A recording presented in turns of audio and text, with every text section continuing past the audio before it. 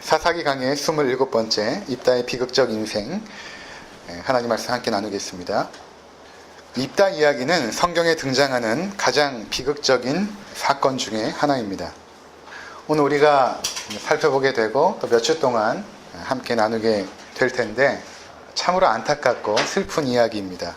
저는 이 이야기를 이렇게 쭉 읽으면서 한편의 그 비극적인 영화를 본 듯한 느낌을 받습니다.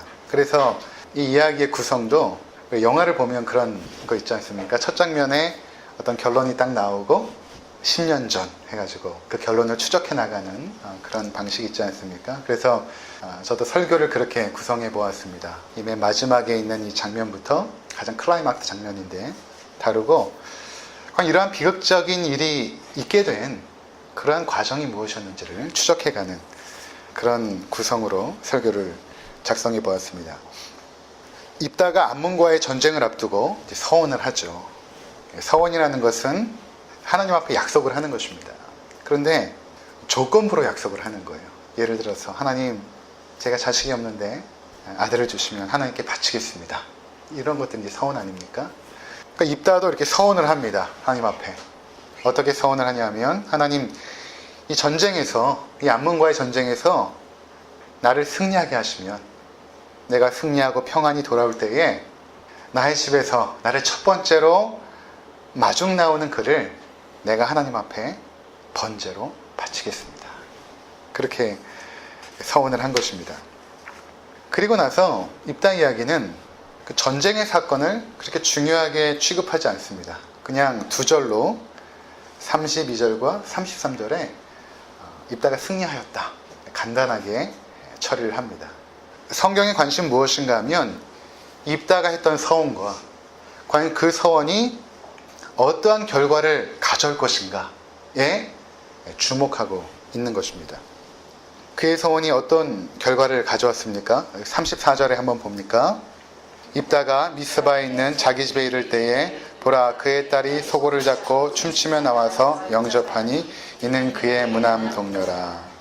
여러분들이 이 장면을 이제 처음 우리가 본문을 읽었기 때문에 아직은 잘 모를 것입니다. 이게 얼마만큼 비극적인 일인지를 우리가 살펴볼수록 참 슬픈 이야기입니다. 아버지가 전쟁을 승리로 이끌어 이제 드디어 그토록 바라던 이스라엘의 지도자가 됩니다. 근데 그 소식을 이제 딸이 들었던 것이죠. 집에 있는 하인으로부터 들었든지 주변의 이웃으로부터 들었을 것입니다. 그리고 나서 그 아버지가 돌아오기만을 간절히 바랬을 것입니다.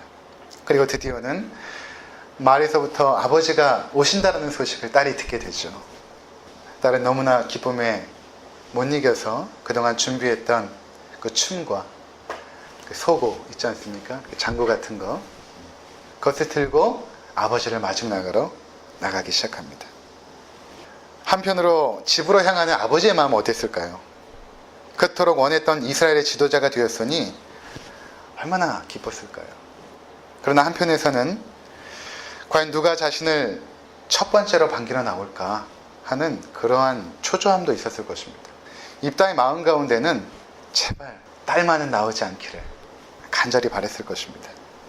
딸은 소고를 잡고 춤추며 아버지를 반기러 나오고 있고, 아버지는 아마 말을 타고 왔겠죠. 승리를 했기 때문에 말을 타고 두벅두벅 마을로 들어서고 있었습니다. 아버지의 눈에 저쪽에서부터 소고를 치며 춤추는 한 소녀의 모습이 보이기 시작합니다. 점점 둘 사이가 가까워졌습니다. 드디어는 아버지가 자신을 첫 번째로 마중 나온 사람이 자신의 딸임을 확인하게 됩니다. 딸은 아버지의 서원을 알 리가 없죠. 어떤 서원을 하고 전쟁에 나가는지 딸이 알 수가 없죠. 그러니 그 기쁨에 못 이겨서 더 크게 춤을 추고 또 소고를 두드리면서 아버지를 반기고 있는 것입니다.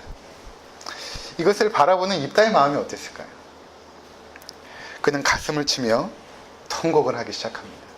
아마 입다의 딸은 영문을 몰랐을 것입니다. 왜 아버지가 갑자기 통곡을 하시고 가슴을 뜯으면서 우실까?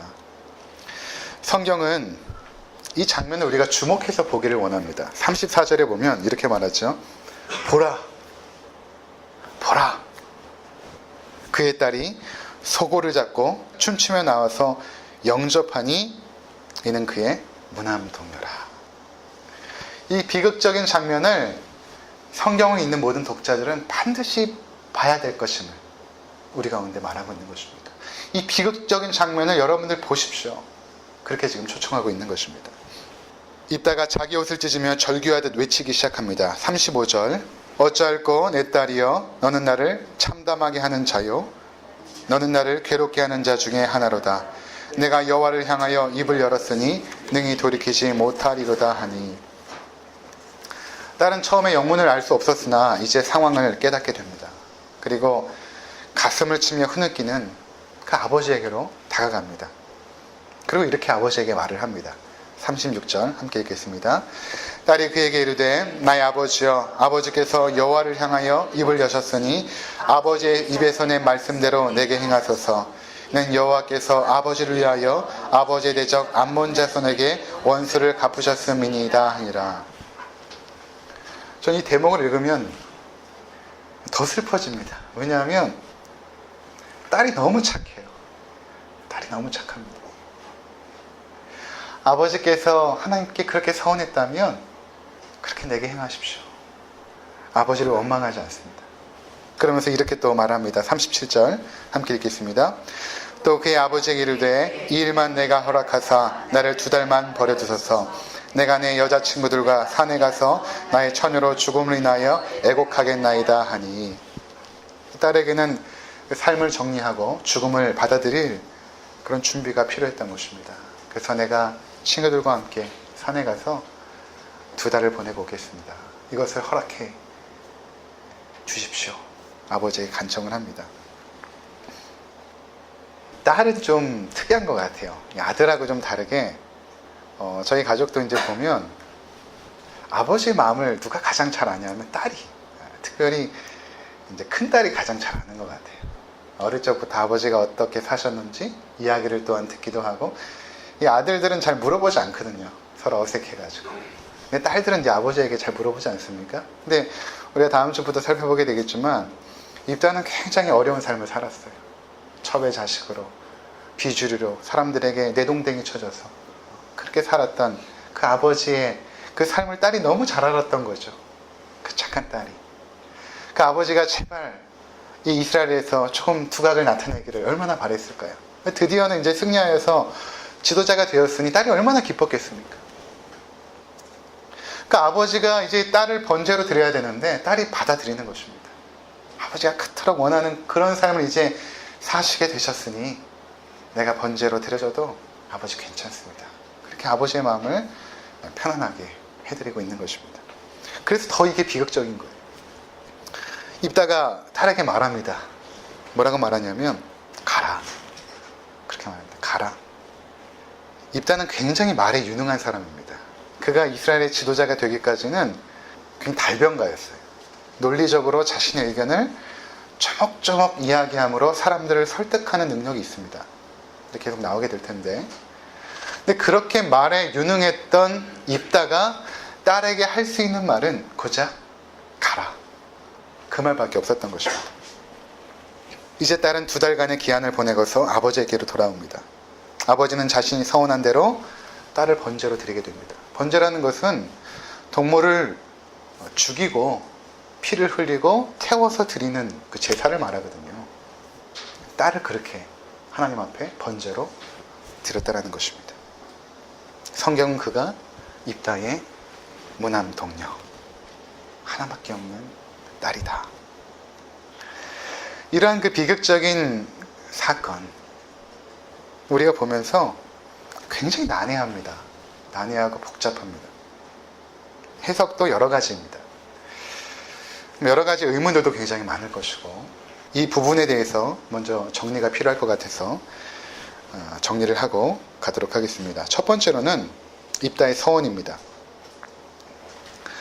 입다가 하나님 앞에 서원을 했는데, 그리고 서원을 지켰는데, 이게 과연 믿음의 사람의 행동인가 하는 것입니다. 과연 믿음의 사람의 행동인가? 우리가 잘 아는 것처럼 입다는 분명히 잘못된 서원을 했습니다. 자기 집에 사는 사람의 생명을 담보로 하나님 앞에 조건부로 약속을 한 것이죠. 내 집에 사는 사람 중에 한 사람을 번제로 드리겠나이다. 이게 과연 믿음의 서원입니까? 그렇지 않습니다. 그렇다면 그가 비록 잘못된 서원을 했지만 그 서원을 갚은 것은 어떻게 생각하십니까? 그것은 과연 믿음의 행동이었는가? 과연 하나님의 백성다운 모습이었는가 하는 것입니다. 굉장히 복잡하죠. 그래서 어떤 학자들은 이렇게 말합니다. 그의 서원이 비록 잘못되었지만 그가 서원을 갚은 것은 하나님의 백성다운 모습이다. 믿음의 행동이다. 우리가 그가 서원을 갚은 것은 본받아야 될 믿음의 행동이다. 이렇게 실제로 설교하고 또 해석하는 분들도 굉장히 많이 계십니다. 여러분들 어떻게 생각하십니까? 두 번째 의문은 무엇인가 하면 입다가 서원을 할 때 자신의 집에 살고 있는 사람을 담보로 서원을 했단 말이에요. 과연 이것이 입다가 진짜로 사람의 생명을 걸고 서원한 것인가 라는 것입니다. 왜냐하면 입다에게 전쟁 나가기 전에 성령이 임하거든요. 근데 그러한 그 입다가 과연 사람의 생명을 걸고 서원을 했는가? 이 부분에 있어서도 의견이 나뉩니다. 한편에서는 입다가 서원한 것은 사람을 걸고 한 것이 아니라 집에 키우고 있는 개를 염두에 두고 서원한 것이다. 이렇게 해석을 합니다. 보통 애완견을 키우는 분들은 보면 집에 가면 맨 먼저 강아지가 나와서 맞잖아요. 그러니까 입다는 그것을 염두에 두고 서원했을 것이다. 이렇게 이제 해석을 하고 이해를 하는 것입니다. 이 부분도 굉장히 좀 난해합니다. 세 번째는 입다 과연 딸을 진짜로 번제로 드렸는가 하는 것입니다. 하나님의 사람이, 성령이 임재한 이 하나님의 사람이 입다를 진짜로 죽이고 피를 흘리고 태워가지고 하나님 앞에 드렸는가? 그래서 한편에서는 여기 등장하는 번제라는 것은 실제로 딸을 죽이고 태워드린 것이 아니라 성전에서 수종 주는 여인으로 바쳤다. 이런 의미에서의 번제다라고 해석을 하는 사람도 있습니다. 우리도 보통 은혜 받으면 그렇지 않습니까? 내 생명을 주께 바치겠습니다. 이렇게 고백하잖아요. 마치 그런 것처럼 입다의 딸이 결혼하지 않고 평생토록 성전에 가서 성전에 수종 주는 여인으로 그렇게 바쳐졌다. 이렇게 해석을 하는 것입니다. 근데 이렇게 해석하는 그 중요한 이유가 무엇인가 하면 입다를 믿음의 사람으로 전제하고 있기 때문에 그런 것입니다. 히브리서 11장에 보면 믿음의 영웅들이 쭉 등장하는데 그 중에 사사가 4명이 등장합니다. 누가 등장하냐면 히브리서 11장 32절에 내가 무슨 말을 더하리요? 기드온, 바락, 삼손, 입다 이렇게 등장하거든요. 그러니까 입다가 믿음의 인물로 등장한단 말이에요. 그러니까 그러한 전제를 가지고 이 본문을 해석을 하면 어떻게든 입다의 모든 행동을 믿음의 행동으로 억지로 이제 끼워 맞추는 해석을 할 수밖에 없는 것입니다. 그런데 히브리서 11장의 내용을 쭉 보면 그들의 삶 전체를 믿음의 삶으로 규정하지 않습니다. 그들이 행했던 믿음의 순종함의 행위들, 하나님께서 그 연약한 자들에게 임재하사 그들에게 순종을 이끌어내사 행했던 그 구원의 사건, 그것에 초점을 맞추고 있지 그들의 인생 전부를 믿음의 삶이라고 규정하지 않거든요. 우리가 그동안 살펴봤지만 기도는 어떻습니까? 처음에는 믿음으로 출발했지만 나중에는 실패하지 않았습니까? 바락도 마찬가지입니다. 나중에 살펴보게 되겠지만 삼손도 마찬가지고 성경은 절대로 어떠한 인물을 믿음의 모델로 영웅시하여서 우리로 하여금 본받게 하지 않습니다. 따라서 우리가 입다가 믿음의 사람이라는 전제 없이 이 본문을 우리가 그동안 살폈던 방식대로 살펴보면 입다는 지금 아주 이상한 행동을 하고 있는 것입니다. 성령이 임재하고 하나님의 백성이고 하나님에 대한 열정도 있고 예배도 드리고 사람을 하나님 앞에 바치기까지 순종했지만 아주 이상한 일을 지금 하고 있는 것입니다. 이게 오늘 본문의 핵심인 것입니다. 어떻게 이렇게 이상한 일을 하고 있을까? 이게 핵심인 것입니다. 입다는 실제로 사람을 걸고 서원을 했습니다. 그리고 자신의 딸을 진짜로 번제로 드렸습니다. 그렇지 않다면 무엇 때문에 입다가 가슴을 찢으면서 통회하고 울고 그렇지 않습니까? 성전에 수종두는 여인으로 바치는데 그렇게 입다가 통회하면서 울겠습니까? 그리고 나중에 보면 이스라엘 여인들이 해마다 나흘씩 기간을 내어서 그 입다의 딸을 추모하는 모임을 갖기 시작합니다. 근데 그가 살아있는데 그런 추모 모임을 하겠습니까? 그렇지 않죠. 그러니까 실제로 이런 비극적인 사건이 벌어졌다는 것입니다. 하나님의 백성, 그것도 이스라엘의 지도자 가운데. 자, 이제 이러한 일들이 왜 생겼는가?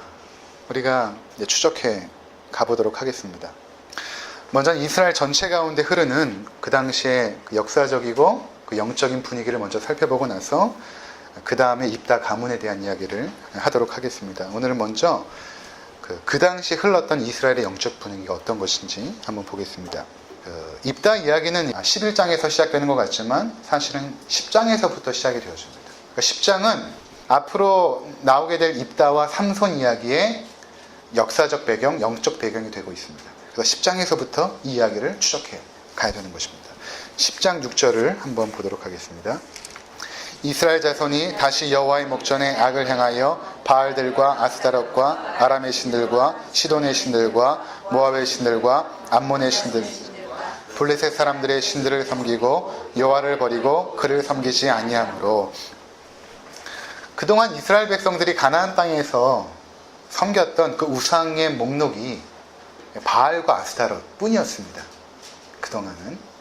근데 오늘 10장에 오니까 7개의 신들의 이름이 나오는데 바알과 아스타롯과 아람의 신들과 시돈의 신들과 모압의 신들과 암몬 자손의 신들과 블레셋 사람들의 신들.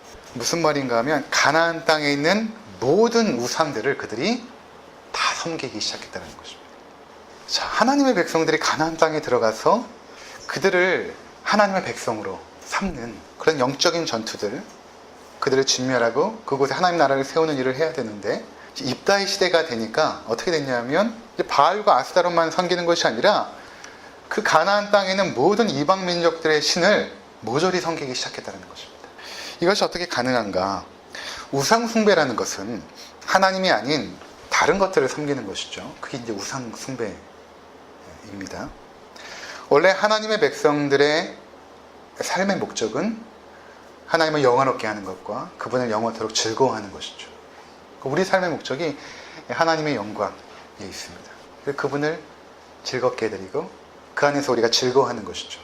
근데 우상 숭배는 무엇인가 하면 그 자리에 내가 서는 것입니다. 하나님을 영화롭게 하고 그분을 영원토록 즐거워해야 되는데 내가 하나님 자리를 찬탈하고 올라가서 나의 영광을 위해 살아가는 것입니다. 그리고 나를 즐겁게 하기 위하여 살아가는 것이죠. 즉 삶의 목적이 하나님이 아니라 내 삶의 행복, 내 삶의 쾌락, 이것을 추구하며 살아가기 시작할 때 어떤 현상이 생기냐 하면 하나님이 나의 행복과 나의 쾌락을 이루는 하나의 수단으로 전락해버리죠. 이 과정은 굉장히 자연스럽고 조용하게 은밀하게 일어납니다. 내 자신이 삶의 주인이 되고 내 삶의 목적이 나의 행복으로 규정되면 어떤 현상이 생기는가 하면 나를 행복하게 해주는 모든 것들을 섬기기 시작합니다. 사실 우상 숭배라는 것은 어떤 우상을 섬기는 것이 아니라 실제로는 나를 숭배하는 거예요. 나를, 내 자신을. 그래서 내 자신의 행복과 쾌락을 가져다주는 그 모든 것들을 섬기는 것을 우상 숭배라고 말하는 것입니다. 자본주의 사회에서는 돈이 될 수 있을 것입니다. 돈이 나를 행복하게 해주고 나에게 쾌락을 주니까. 그것은 누구에도 의지하지 않고 스스로의 힘을 과시할 수 있는 어떤 권력이 될 수 있을 것입니다. 때로는 내가 이루지 못한 꿈을 대신 이루어주는 나의 자녀가 우상이 될 수도 있습니다.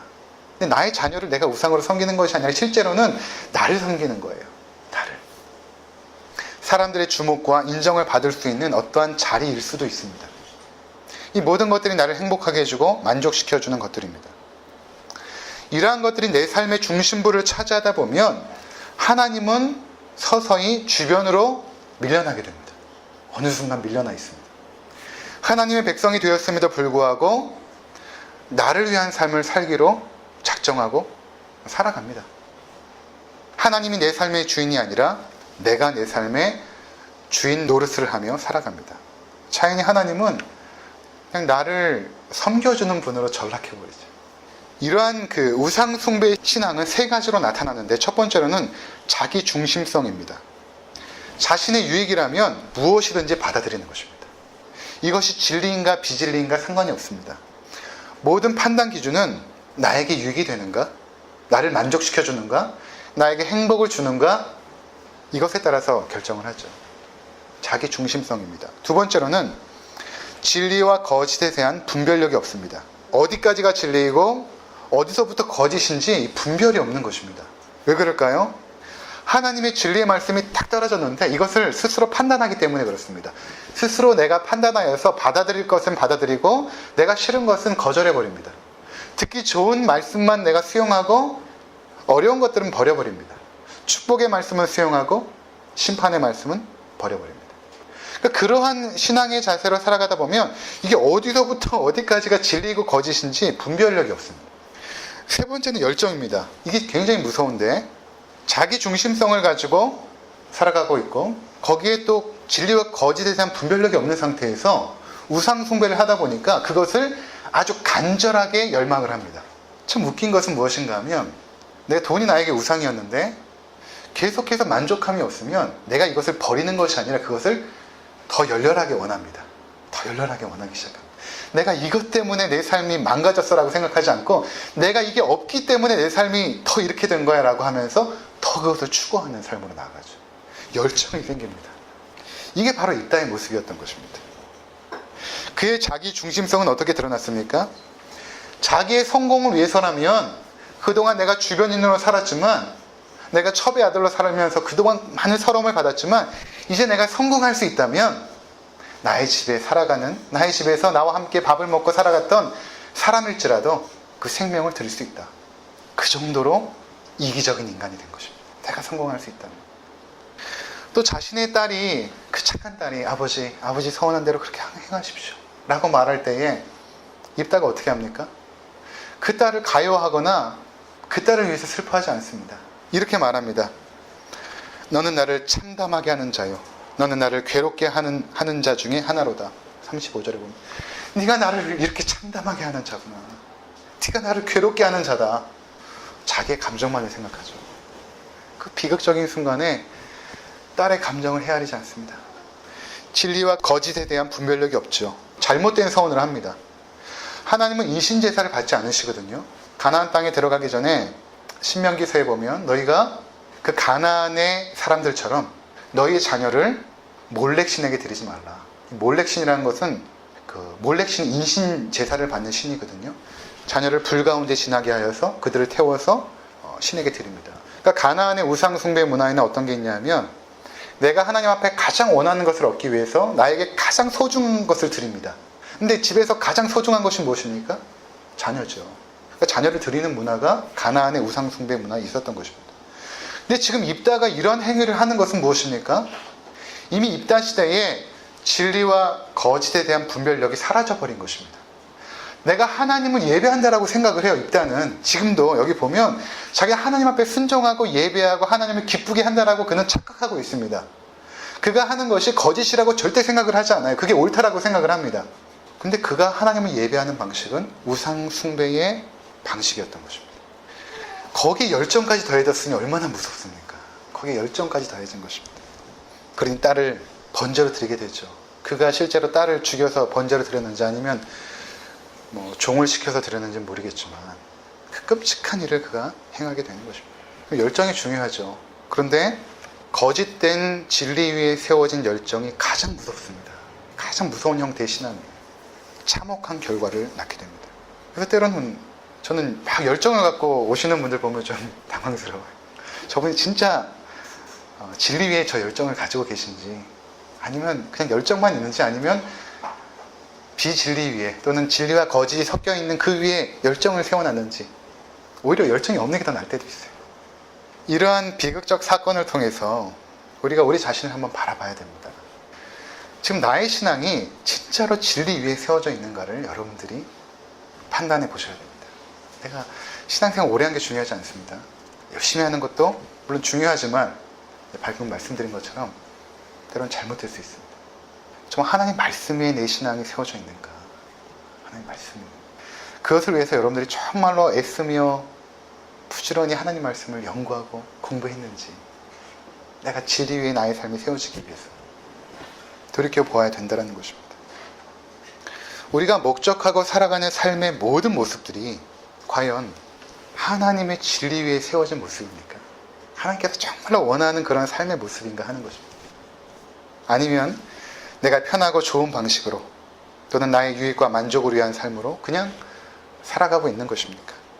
인생에서 가장 비참한 것은 오늘 성경에도 나와 있지만 보라 그의 딸 무남 동료라 서고를 치며 춤추며 아버지를 마중하여 나왔는데 아버지는 그것을 보면서 가슴을 치는 보라. 이런 인생의 가장 비극은 어떨 때 찾아오냐 하면 내가 열정을 다해서 최선을 다해 열심히 살았지만 마지막 순간에 속았다라고 느낄 때입니다. 이것이 가장 비참한 것입니다. 나는 최선을 다하고 열심히 살았습니다. 그런데 속은 것입니다. 인생 전체가 무너지는 것입니다. 인생의 경기장이 평평하든 또는 기울어졌든 뭐 상관없이 우리는 달려가지 않습니까? 뭐 언제까지 인생 경기장이 기울어졌다라고 원망만 하겠습니까? 우린 달려가야 됩니다. 근데 과연 어디로 달려가고 있는 것입니까? 그리고 정말로 내가 바르게 달려가고 있는가? 내가 정말 바르게 살아가고 있는가? 나중에 시간이 다 지났을 때 내 삶을 돌이켜보면서 내가 속았다 라고 혹시 후회하진 않을까? 여러분, 하나님 말씀을 부지런히 공부하고 연구하셔야 돼요. 그냥 주일날 설교 한 편 듣는 것으로 만족하지 마시고 열심히 공부하셔야 됩니다. 좀 하나님이 원하시는 우리 인생의 모습이 무엇인지를 여러분이 부지런히 공부하시면서 깨달은 대로 순종하면서 사셔야 됩니다. 그것이 잘 사는 거예요. 언제까지 주변의 사람들과 비교하면서 그들의 삶을 쫓아가겠습니까? 사랑하는 성도 여러분, 오늘 입다의 그 비극적인 인생 속에서 우리가 앞으로 더 추적해 나가겠지만 가장 비참한 인생이 무엇인지를 보게 되었습니다.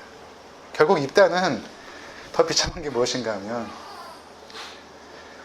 입다의 마음의 진짜 소원은 주류 사회에 들어와서 자신의 가문이 이스라엘에서 당당하게 서는 거였습니다.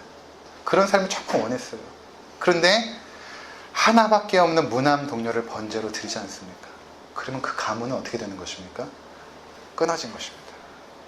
가문이 끊어진 것입니다. 그토록 바랬던 지도자가 되면 뭐합니까? 그 가문이 끊어져 버린 것입니다.